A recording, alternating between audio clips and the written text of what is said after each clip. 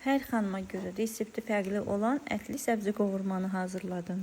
Mən isə spanaqdan kişnişi, dağ kişnişi, yaşıl soğan və yaşıl sarımsaqdan istifadə etdim.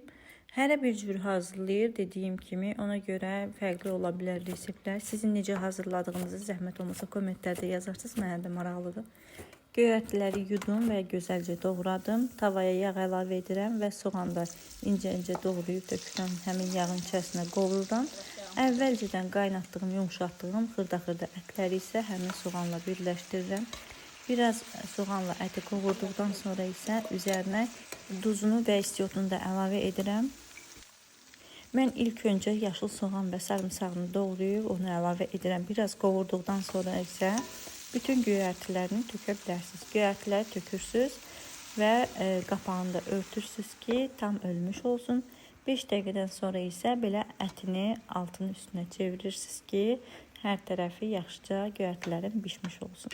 Mənim hazırladığım üsul belədir. Bəs siz necə hazırlayırsınız? Yazmağı unutmayın. Mütləq hazırlayın, çox dadlı alınır.